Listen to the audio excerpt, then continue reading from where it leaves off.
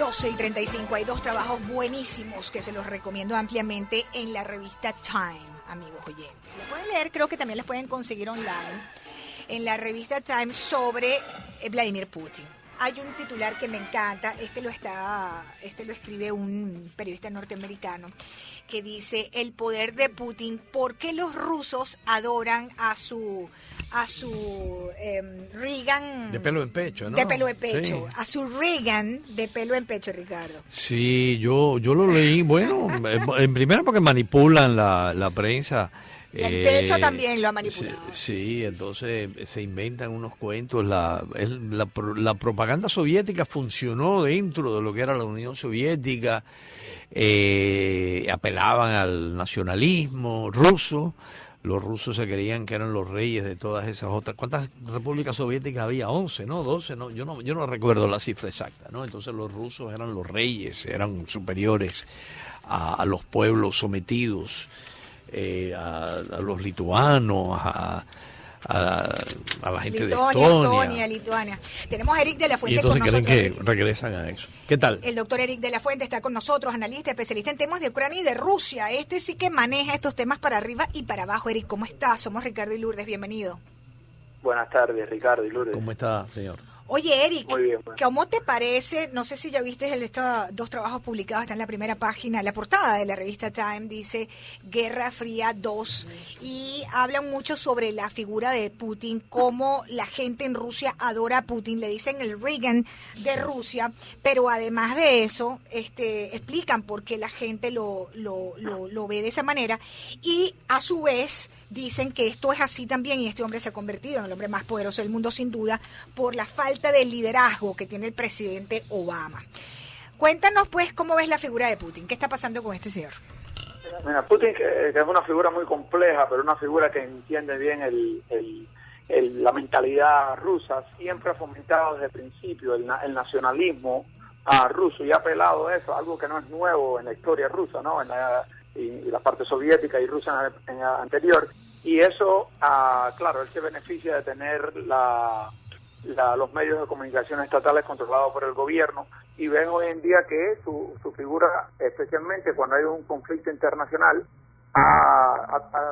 goza ahora de mucha popularidad dentro del gobierno. Yo creo que es lo que ha hecho, por un lado también él fue muy inteligente al principio cuando él tomó el poder. Hay que recordarse que él no fue elegido, sino Yeltsin le pasó el poder en un momento donde Rusia tenía muchos problemas de seguridad y muchos problemas económicos, y él, al poner control internamente en muchos de estos problemas con mafias, con Rusia y con violencia interna, eso le ayudó a su popularidad y se benefició del petróleo que le ayudó, que aumentó mucho de precio cuando él tomó el poder para poder hacer otras cosas. Y por último, bueno, ahora lo que estamos viendo, su retórica, que es muy simbólica, que es muy fuerte, que apela mucho al nacionalismo ruso y a la grandeza histórica rusa, a esto que sea popular, y tomar, por ejemplo, la Crimea, que era algo que los rusos en el pasado siempre consideraban parte de su territorio. Pues bueno, eso lo ha ayudado, y él pone todo el enfrentamiento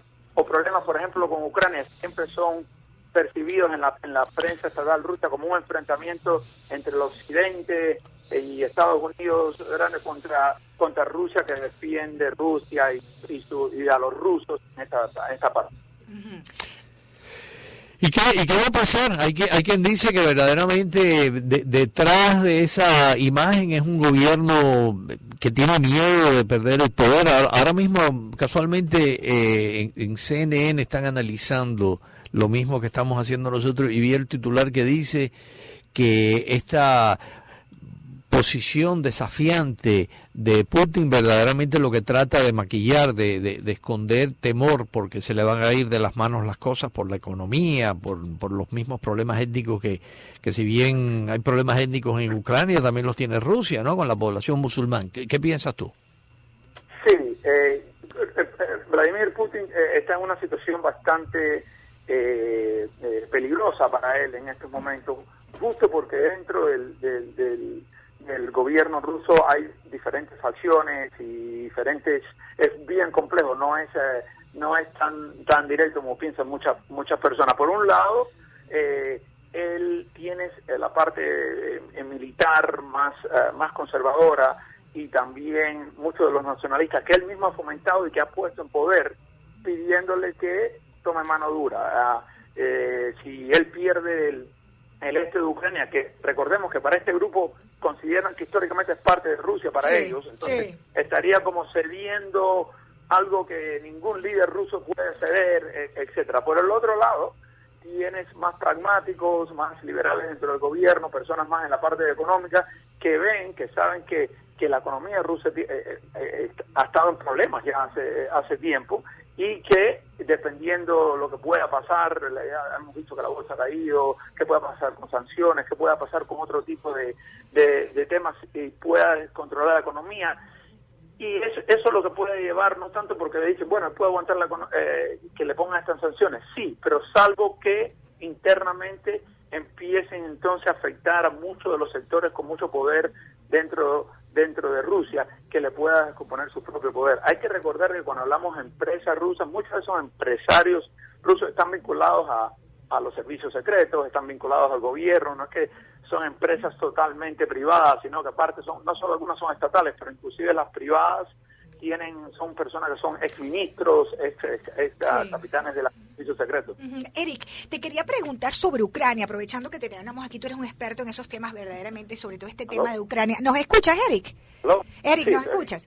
Te quería preguntar, mira, renunció el primer ministro de Ucrania. Dejó su cargo, dice que él ha tenido poco apoyo, pues que han tenido las iniciativas que él ha tenido en el Parlamento, y bueno, sencillamente anuncia hoy su dimisión ante los diputados del Parlamento ucraniano.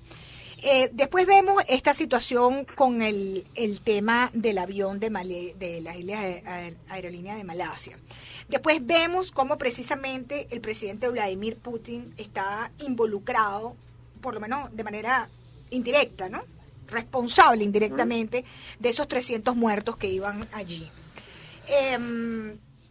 Desde el oeste, o sea, en este lado del mundo, uno lo que se queda es impávido viendo esas cosas, ¿no? Uno dice, bueno, ¿y esto hasta dónde va a llegar? ¿No? Uno se queda impávido. Uno dice, y no uno como ciudadano, los gobiernos se quedan impávidos. El primer impávido está en Washington. O sea, uno se queda con los ojos, ¿cómo se dice eso? Sorprendidos, pues, ante esto, y que aquí continúa. ¿Dónde está? O sea, ¿dónde se va a detener esto? Eric. A ver, mira, déjame, hay varios puntos, y el del Parlamento hoy es interesante. Yatsenyuk, que es el primer ministro, renuncia, eso no quiere decir que él deja de trabajar hasta que sea reemplazado, pero yo creo que esto es algo que venía planeando, o de cierta manera había cierto movimiento que el presidente Poroshenko, de hecho no por Yatsenyuk directamente, sino para poder convocar elecciones para el nuevo Parlamento. Recordemos que este Parlamento fue el Parlamento elegido en el 2012, que todavía tiene muchas facciones de representantes parlamentarios del partido de Yanukovych anterior, y ayer vimos un voto muy cerrado para poder aprobar en la mayor parte de reservistas que le hace falta al ejército ucraniano, que solo ganó por 7 votos, que si no llega a ganar no pueden llamar a más reservistas. Creo que llamando a elecciones tempranas, una vez más elecciones del Parlamento, me parece, porque esto acaba de suceder hace poco. Mi primera lectura es que el presidente Poroshenko quiere llamar elecciones al Parlamento, uno, porque la gente, creo que la mayoría de la gente probablemente estaría de acuerdo internamente en la población, pero dos, hay un sentimiento tan antirruso en Ucrania como nunca he visto en mi vida. Inclusive personas étnicamente rusas que ni se consideraban ucranianos hoy tienen un sentido más ucraniano, y yo creo que el gobierno le da esa lectura de que va a poder tener un parlamento con un más apoyo a futuras legislaciones, por ejemplo, para refinanciar el ejército, llamar más reservistas si hace falta, entre otras cosas. Y yo creo que por ahí viene el tema de lo del Parlamento. Hay que ver también que otras cosas se acaban de anunciar, pero me parece por ahí. Yo, el otro tema que estabas, yo creo que es muy importante, nada más para decir, porque si el conflicto, yo creo que va a tener su su desenlazamiento. Sí, no hasta solo dónde en el llega, este, exacto.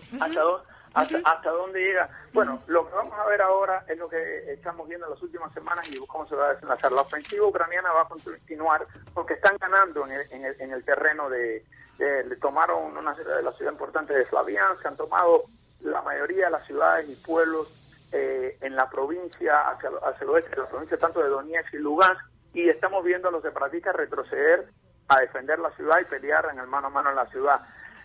Entonces, esa avanzada ucraniana ha sido importante por un lado, pero también vamos a ver a que Rusia va a continuar dándole apoyo y hay reportes de que continúan pasando tanques y también otros equipos militares. Yo creo que la importancia va a ser aquí en el este de Ucrania, pero también en Kiev y en Moscú, cómo puedan barajear cada gobierno. Esto que está haciendo en el Parlamento Ucrania, que es muy importante para lo que se puede llevar en el este y también lo que puede hacer Putin. A mí me parece que para redondearte... Sí. Las dos Perdón, Eric. Ajá. Para redondearte, yo creo que vamos a ver batallas muy intensas. Anoche hubo más batallas intensas, ayer también tumbaron 2 aviones del ejército ucraniano, sí. Pero cuando llegue la batalla a las 2 ciudades, y si los separatistas pueden aguantar, entonces vamos a seguir a ver a Moscú, mantener su estrategia. Si no pueden aguantar, a lo mejor Rusia, una de las cosas que Putin está barajeando dentro de su parte, aunque no es lo que él quisiera, es tratar de decir, bueno, yo voy a tratar de pacificar el área para tratar de salirse, pero bajar la presión un poco, pero a la misma vez ser él como el protagonista y no lucir como que está perdiendo. Entonces hay que ver lo que pasa en estos próximos días. Te agradecemos muchísimo, Gracias. Eric de la Fuente, especialista en temas rusos y ucranianos. 2:47 identificamos la emisora.